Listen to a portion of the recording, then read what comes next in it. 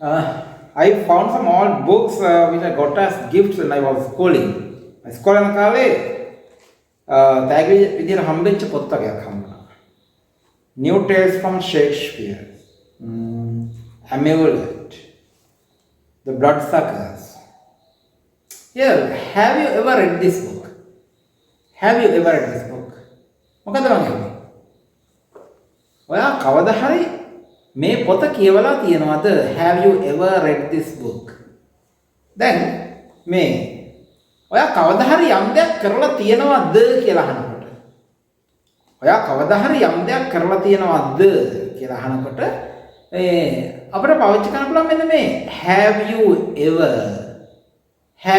ever කියන phrase එක. දැන් have you ever read this book කියලා මම කියනවා. Have you ever read this book? ඔබ කවදා හරි මේ පොත කියවලා තියෙනවද? Have you ever read this book? ඉතින් දැන් ඒ විතර නෙවෙයි ඒ වගේ අහන්න සිද්ධ වෙනවනේ ඕනේ තරම්. දැන් ඔයා කවදා හරි dragon fruit කාලා තියෙනවද? Have you ever eaten dragon fruit? Have you ever eaten dragon fruit? දැන් ඔයා කවදා හරි එයාව මොන ගිහිලා තියෙනවද? Have you ever met him? Have you ever met him? ඔයා කවදා හරි එයාව මොන ගිහිලා තියෙනවද? Have you ever met him? Have you ever seen that? ඔයා කවදා හරි ඒක දැකලා තියෙනවද? Have you ever seen that? දැන් මෙතන මේ වගේ වාක්‍ය වල අපි පාවිච්චි කරන්නේ past participle එක.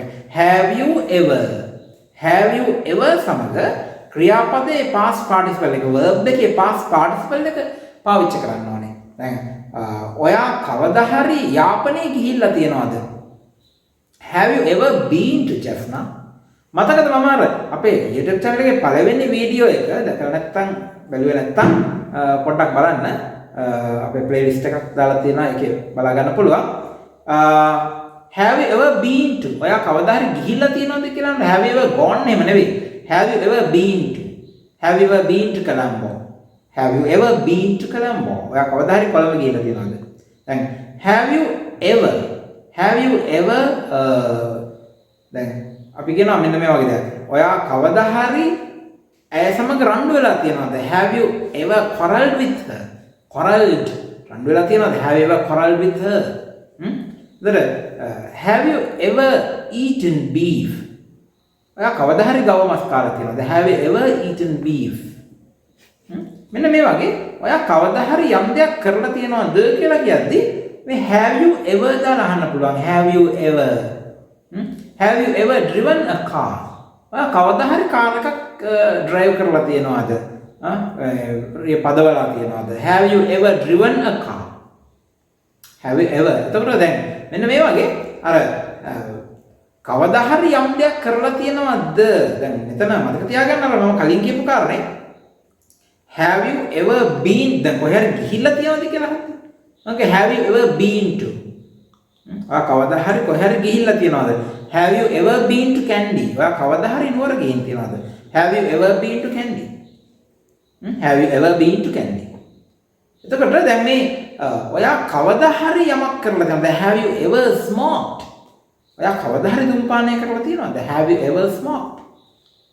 මෙන්න මේ වගේ ඔයා කවදා හරි මොනවා හරි කරලා තියෙනවද කියලා අහන්න අපි පාවිච්චි කරනවා have you ever කියන phrase එක වාක්‍ය pattern එක sentence pattern එක. මේක present perfect tense වල එන එකක් මේක. present perfect tense. එතකොට දැන් මේක කවදාවත් කරලා නැහැ කියලා කියන්නේ. දැන් මම කවදාවත් මේ වැඩේ කරලා නැහැ කියලා ඔබට කියන්න සිද්ධ වෙනවා. දැන් මම කියනවා මම කවදාවත් මේ පොත කියවලා නැහැ. කොහොමද කියන්නේ? මම කවදාවත් මේ පොත කියවලා නැහැ. Can you lend me this? මට මේක පොඩ්ඩක් දෙන්න පුළුවන්ද කියලා පොත දෙන්න. එහෙම I have never read this book. I have never read this book. Have you ever read this book? ඔබ කවදා හරි මේ පොත කියවලා තියෙනවද? ඔබට කියන්න පුළුවන් no. I have never read this book. නෑ මම කවදාවත් මේ පොත කියවලා නැහැ. I have never read this book. I have never eaten dragon fruit. මම කවදාවත් dragon fruit කාලා නැහැ. I have never eaten dragon fruit. හරි සරලයි. I have never eaten. දැන් මම කවදාවත් යාපනයේ ගිහිල්ලා නැහැ. I have never been to Jaffna. I have never been to Jaffna.